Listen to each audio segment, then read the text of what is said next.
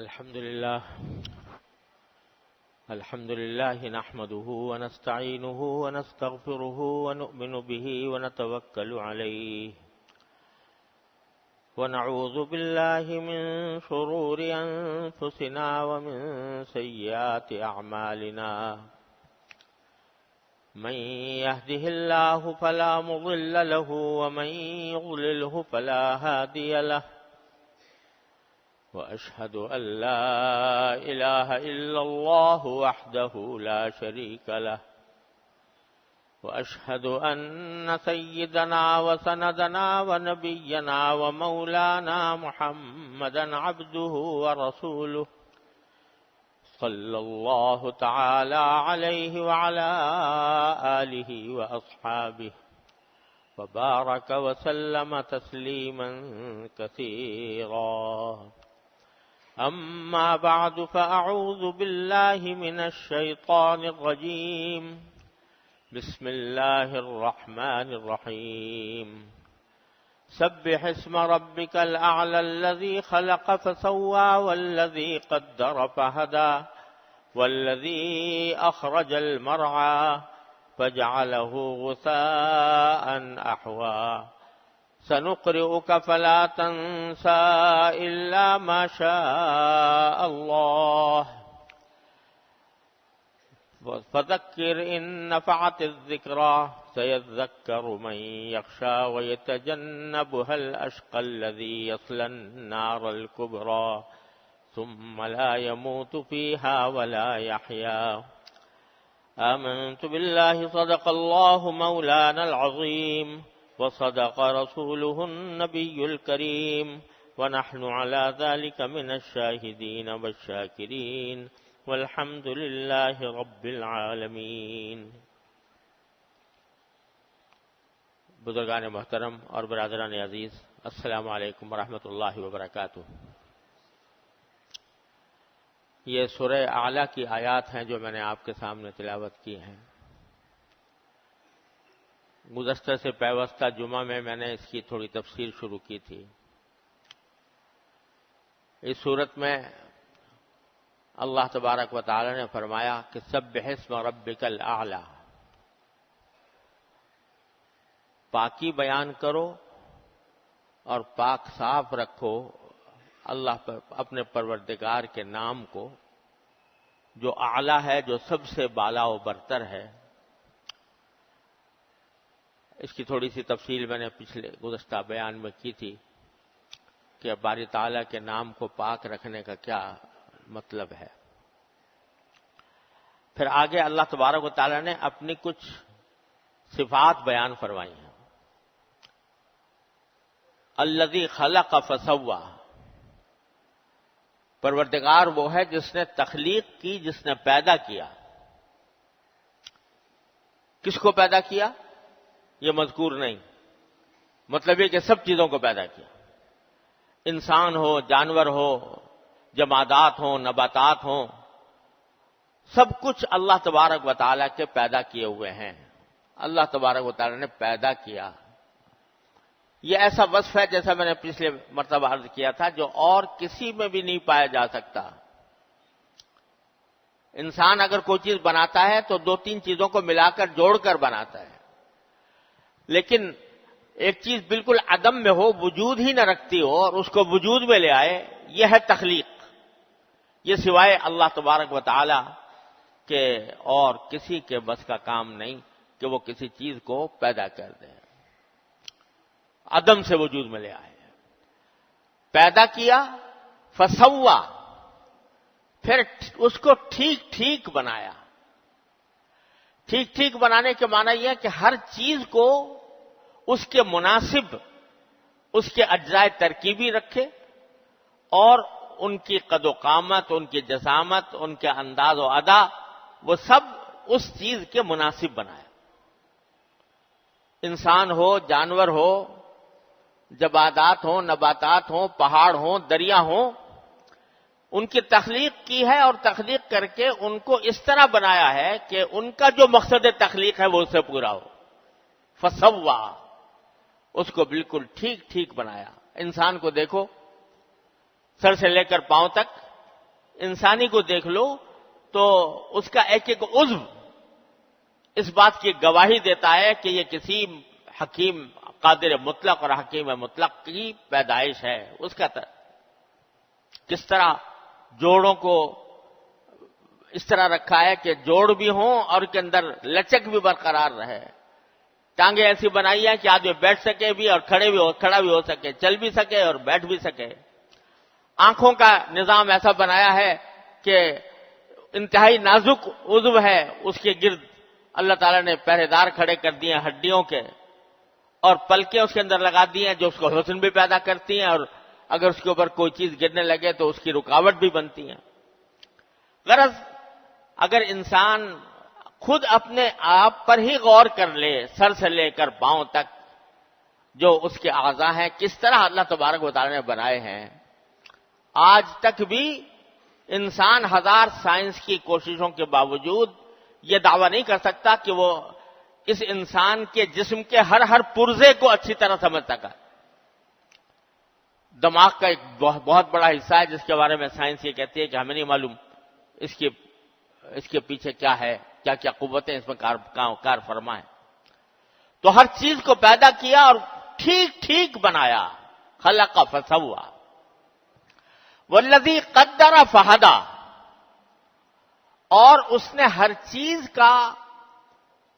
کے لیے ایک کام متعین کر دیا اور اس کام کی اس کو ہدایت بھی دے دی کہ اس کام کو کیسے انجام دینا ہے. قدرہ کے معنی یہ ہے کہ اللہ تعالیٰ نے جتنی بھی چیزیں اس کائنات میں پیدا فرمائی ہیں ہر ایک کا ایک کوئی کام ہے جو اس کے سپرد ہے, اس کام کے لیے اس کو پیدا کیا ہے کہ وہ کام انجام دے, اور وہ کام متعین کرنے کے بعد اس کو ہدا, اس کو سکھا بھی دیا ہے کہ وہ کام جس کے لیے وہ پیدا کیا گیا ہے وہ کس طرح انجام دے گا.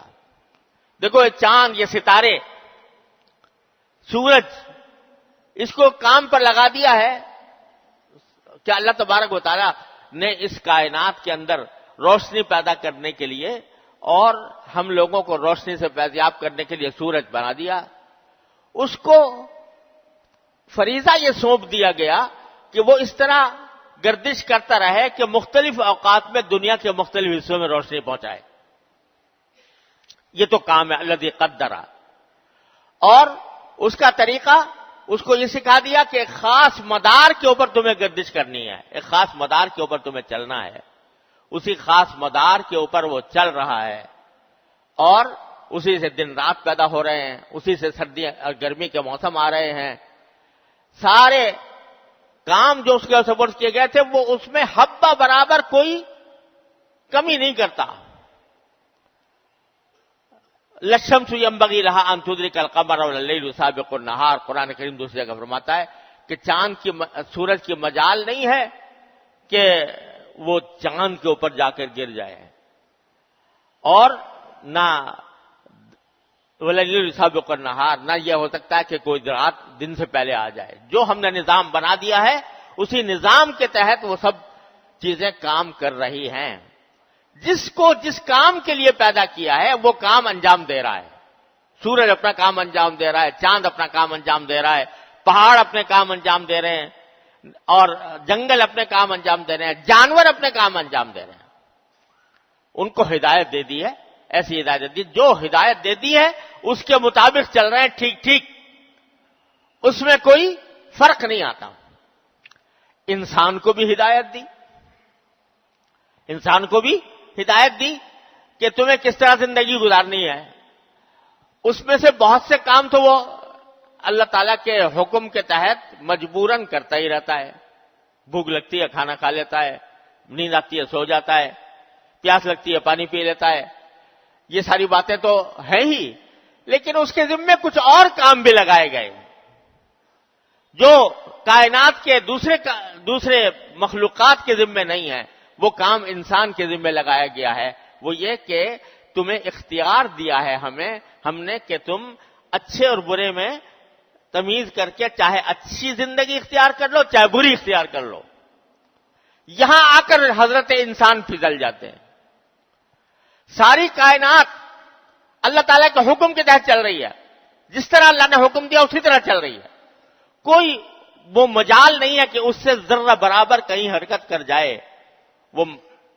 وہ اللہ تعالیٰ, ہم نے قرآن کریم فرماتا ہے کہ اللہ تعالیٰ نے زمین آسمان سے کہا کہ ایتیا طوعا او کرہا, چاہے خوشی سے آ جاؤ میرے حکم کو ماننے کے لیے, چاہے ویسے آ جاؤ, زبردستی آ جاؤ.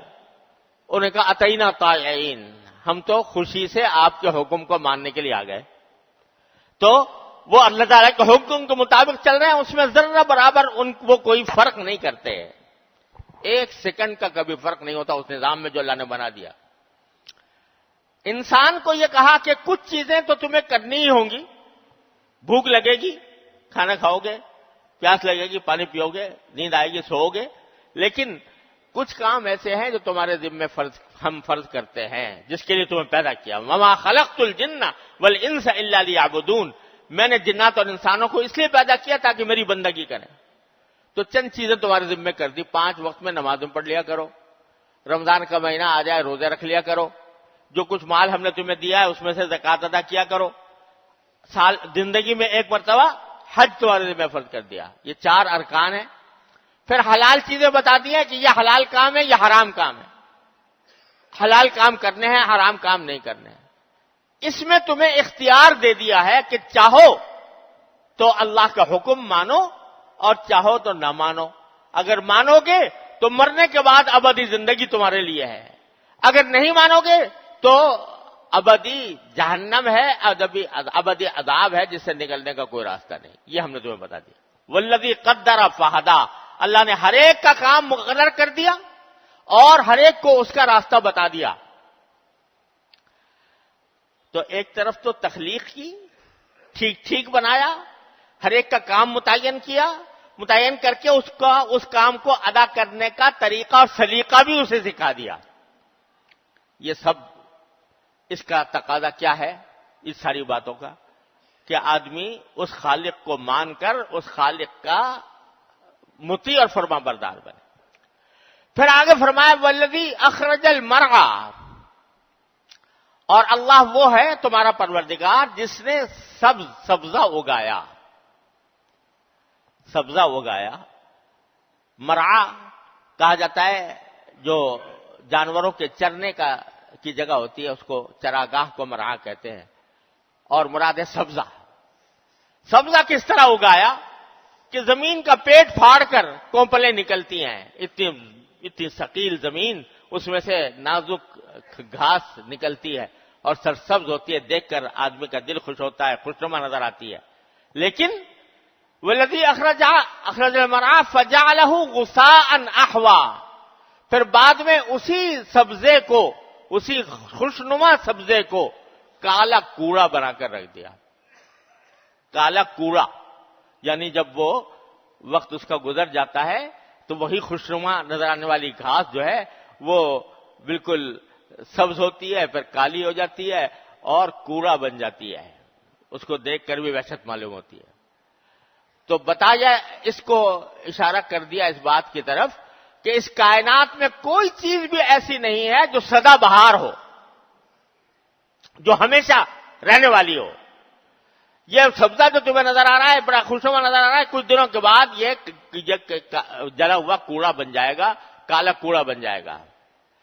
اسی طرح کائنات کی ہر چیز ایک وقت میں جا کر فنا ہو جائے گی, ایک وقت میں جا کر بڑھاپے کو پہنچ جائے گی.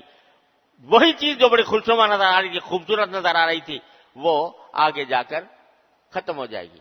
اسی طرح انسان کا معاملہ ہے کہ انسان شروع میں جوان ہے, کڑیل جوان ہے, قوت رکھتا ہے, طاقت رکھتا ہے, دیکھنے میں خوبصورت نظر آ رہا ہے, قد و قامت اس کا شاندار ہے. لیکن آگے جا کر بڑھاپا آتا ہے, بڑھاپے میں جا کر ساری قوتیں, سارا حسن و جمال وہ جاتا رہتا ہے اور پھر ایک دن دنیا سے رخصت ہو جاتا ہے.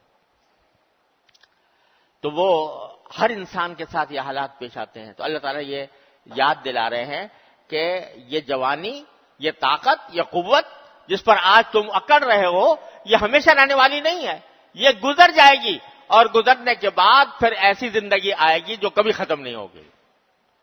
تو لہذا تمہیں چاہیے کہ آخرت کی فکر کرو, کہ اس مرنے کے بعد جو زندگی آنے والی ہے اس کی فکر کرو کہ وہ اللہ تبارک و تعالی اس کو ہمارے لیے خوشگوار بنائے اور اللہ تبارک و تعالی اپنے رضا کے مطابق بنائے۔ اس کا طریقہ کیا ہے؟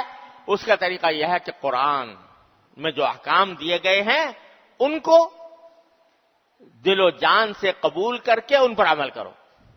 اس لیے آگے اللہ تعالیٰ اگلی آیت میں نبی کریم سرور دو عالم صلی اللہ علیہ وسلم سے خطاب فرماتے ہیں کہ سنقرئک فلا تنسا، یعنی انجام کی بہتری کے لیے ضروری ہے قرآن کی ہدایت، اور اے نبی صلی اللہ علیہ وسلم ہم آپ کو یہ قرآن پڑھائیں گے، سنقرئک ہم پڑھائیں گے، فلا تنسا آپ بھول نہیں پائیں گے، ہم دیں گے قرآن پڑھائیں گے اور آپ بھولیں گے نہیں۔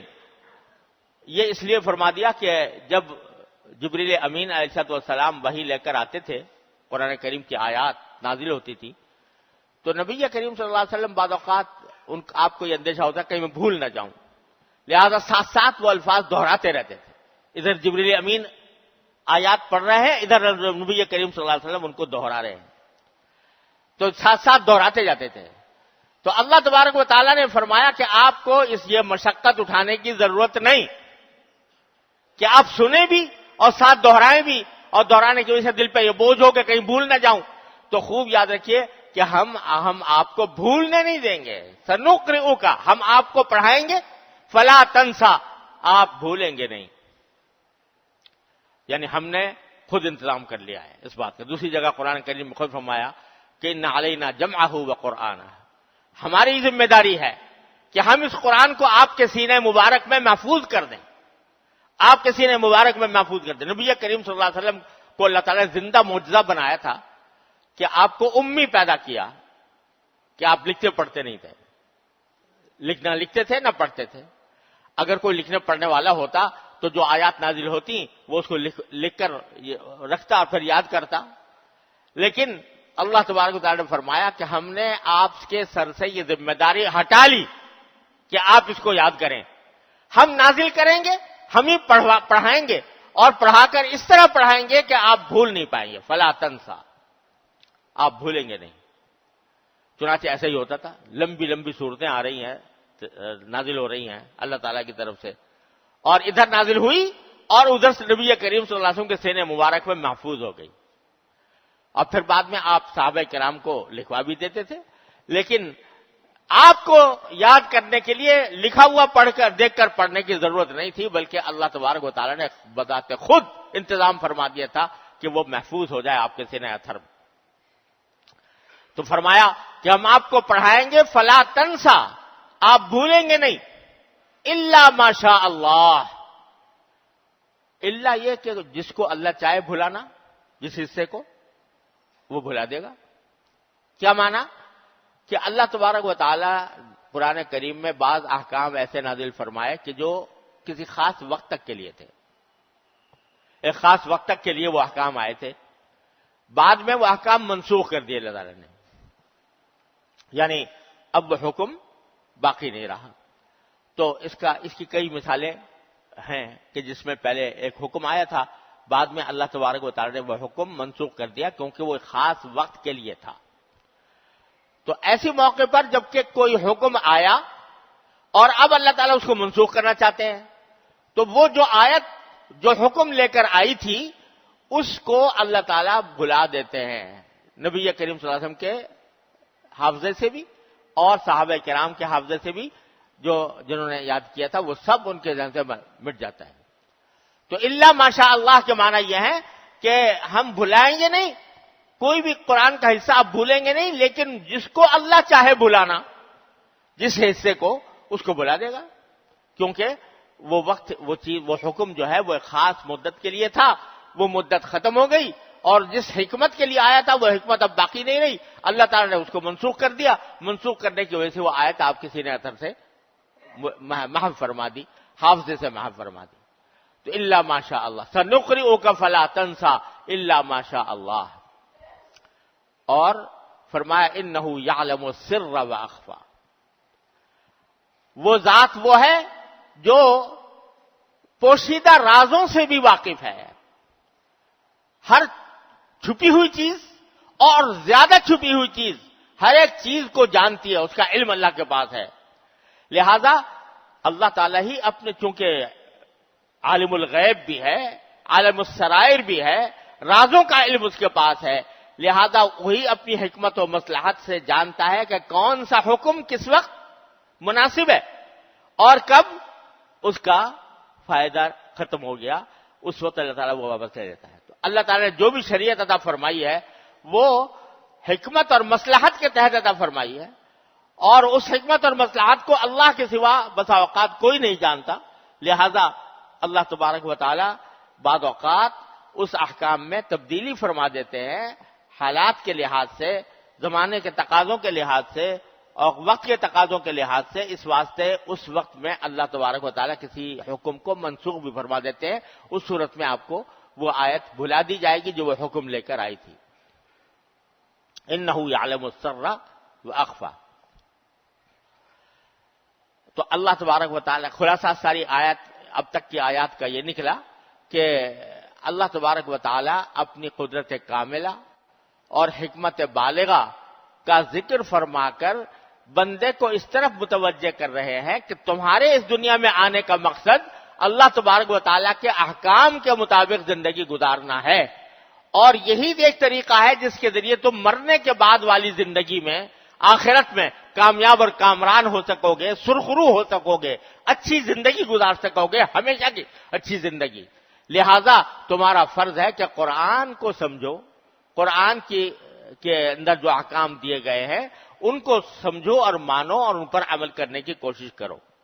اس کا پھر تھوڑی سی تفصیل اگلی آیات میں آئی ہے، تو انشاءاللہ اللہ نے زندگی دی تو اس کو اگلے جمعہ میں عرض کروں گا. وآخر دعوانا الحمدللہ رب العالمین.